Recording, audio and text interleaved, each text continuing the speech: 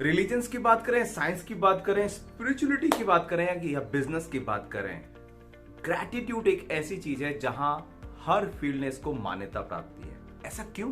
Why? तो ऐसा क्या है इस ग्रैटिट्यूड में? इसको एक बहुत पावरफुल और शॉर्ट स्टोरी से समझते हैं, क्योंकि यदि एक बार हम समझ गए ना तो हम उससे कनेक्ट हो जाते हैं, और जब उससे हम एक बार कनेक्ट हो जाते हैं तो उसको प्रैक्टिस करना बहुत इजी हो जाता है। तो ये पावरफुल जो स्टोरी है, ये स्टोरी है टोनी रॉबिन्स की। टोनी रॉबिन्स, यदि आप में से कुछ लोग पहली बार सुन रहे हो तो जरूर अभी गूगल पे जाइएगा और देखिएगा। टोनी रॉबिन्स ना वर्ल्ड के one of the best business coaches और लाइफ कोचेस में से हैं, और बहुत ही रिनाउंड एंटरप्रेन्योर हैं जो कि मल्टीपल बिजनेसेस रन करते हैं। तो एक बार क्या हुआ, टोनी रॉबिन्स फिजी आइलैंड पर घूमते घूमते गुमनाम कबीले के पास पहुंचे, और जब वो वहां पहुंचे तो वो देखे कि टोनी रॉबिन्स खुद भी बहुत लंबे हैं। यदि आप देखेंगे तो वहां पर एक लंबा सा आदमी ने उनको देखा और इंग्लिश में उनका स्वागत किया। तो टोनी बड़े हैरान हुए, पर उससे भी ज्यादा टोनी हैरान हुए जब वो उनके साथ कबीले में पहुंचे। जब वो उनके साथ कबीले में पहुंचे तो एक बात को देखकर तो अचंभित रह गए। टोनी कहते हैं कि उन्होंने आज तक इतना प्रेम और उत्साह कभी नहीं देखा। तकरीबन वहां पर 100 लोग कबीले में मौजूद थे, और उनके अनुसार सबके चेहरे पे अलग एक चमक और रौनक थी।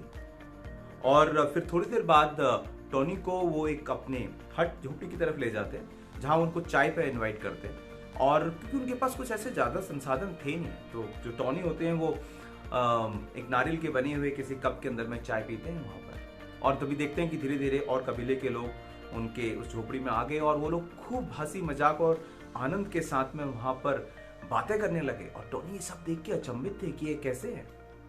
और फिर टोनी वो सवाल पूछते हैं उस शख्स से कि मुझे एक बात बताइए कि आपके यहाँ पर इतने संसाधन नहीं है, चीजें नहीं है, और यहाँ पर इतनी कम चीजें होने के बावजूद भी आप लोग इतने खुश कैसे रहते हैं? इतना चमक कैसे है लोगों के चेहरों पर? इतने हैप्पी और एक्साइटेड कैसे रहते हैं? तो उस शख्स ने एक बात कही उनको। उन्होंने कहा कि टोनी, मैंने ना जानबूझकर अपने कबीले में किसी को इंग्लिश और कोई और भाषा नहीं सिखाई।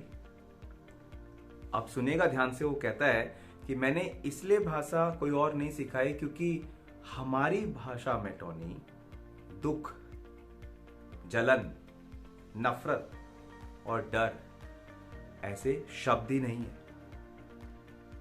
यस फ्रेंड्स, वो बताता है क्योंकि हमारी डिक्शनरी में ये वर्ड ही नहीं है।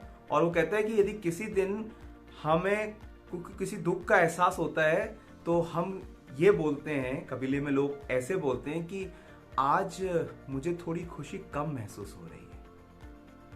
That's the power of language my dear friend. तो सही भाषा हमारा एटीट्यूड और नजरिया बदल सकती है, और ग्रैटिट्यूड हमारी पूरी भाषा ही बदल सकता है।